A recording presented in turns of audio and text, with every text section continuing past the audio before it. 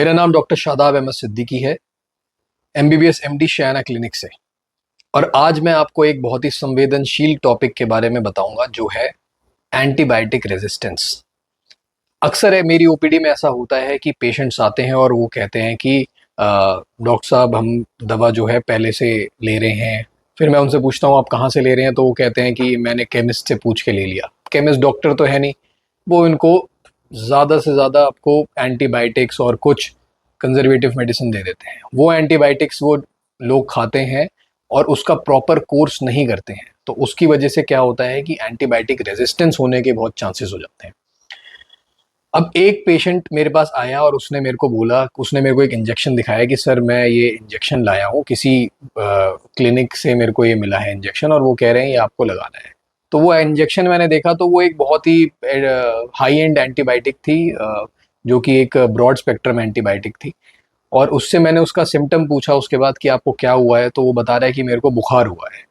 तो without any investigation और बिना किसी साइंस और उसके बिना, और उनके पास कोई ओपीडी का प्रेस्क्रिप्शन भी नहीं था उनके पास, और वो आके सीधे वो इंजेक्शन लगवाने आ गए। तो लोगों को क्या है कि अवेयरनेस ही नहीं है कि भाई एंटीबायोटिक रेजिस्टेंस क्या है और एंटीबायोटिक कैसे लेनी चाहिए, कब आपको ओरल मेडिकेशन लेनी चाहिए, कब आपको आईवी मेडिकेशंस लेनी चाहिए। वो सारी चीज़ें जो है वो एक डॉक्टर को ही पता होती है, और डॉक्टर आपको जब सजेस्ट करता है तो आपके बेहतरी के लिए ही करता है। तो हमें ये समझना चाहिए कि हमें एंटीबायोटिक रेजिस्टेंस से कैसे बचना है और कैसे उससे फाइट करना है। तो पेशेंट डॉक्टर के पास जाने से घबराते हैं, क्योंकि डॉक्टर की फीस, सबसे पहली कि डॉक्टर की फीस लगेगी।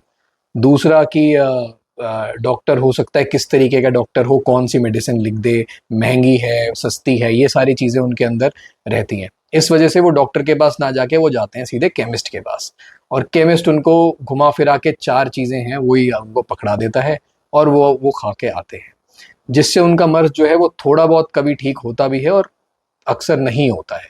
बॉडी में कितना जाना चाहिए इसके हिसाब से, तो ये तो दिन में सुबह शाम आपका लगना चाहिए, और एडवांस लेवल की एंटीबायोटिक है ये, ठीक है। तो वो आप इंजेक्शन क्यों लगवा रहे हो अगर आपका मर्ज जो है वो गोली से ठीक हो सकता है। और ये कैसे दिया था आपको इंजेक्शन?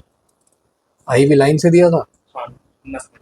हाँ, नस में। सीधे डायरेक्ट? हाँ। ये भी बड़ा खतरनाक काम कर रहे हैं लोग।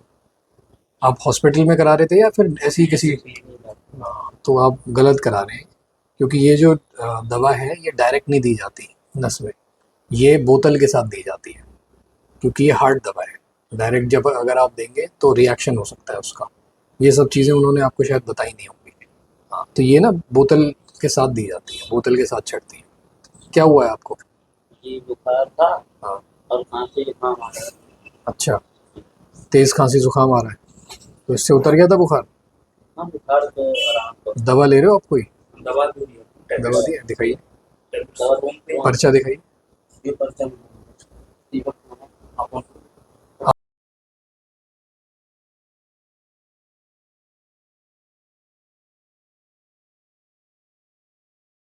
ये मेरा सजेशन है, ठीक है। बाकी आप लगवाना चाहते हैं तो हम नहीं लगाएंगे। कोई नहीं। हाँ, हाँ, हम वो एंटीबायोटिक्स वो मेडिसिन होती हैं जो बैक्टीरिया को मारती हैं।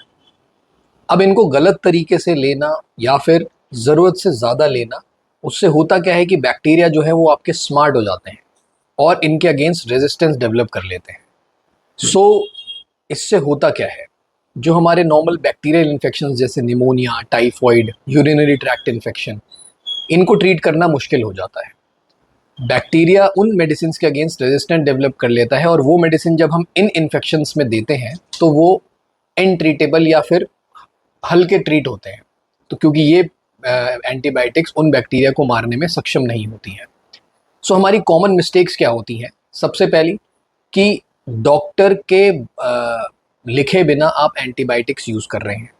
दूसरा कि कोर्स आपने बीच में छोड़ दिया, या फिर आपने एंटीबायोटिक्स की डोसेज अपने हिसाब से एडजस्ट कर ली। और वायरल इन्फेक्शंस जैसे कोल्ड, फ्लू, इनमें आप एंटीबायोटिक्स यूज़ कर रहे हैं जिसमें एंटीबायोटिक्स की ज़रूरत नहीं होती है, कंजर्वेटिव ट्रीटमेंट से काम हो जाता है। तो इन पॉइंट्स में हम लोग अगर ध्यान देंगे तो हम एंटीबायोटिक रेजिस्टेंस से बच सकते हैं। याद रखिए, एंटीबायोटिक्स तभी लें जब डॉक्टर लिखें, और उसका पूरा कोर्स कंप्लीट करें, चाहे कोर्स आपका 3 दिन का हो, 5 दिन का हो, 7 दिन का हो, वो आप कोर्स कंप्लीट करें।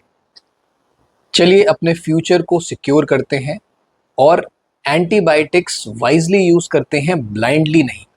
Thank you.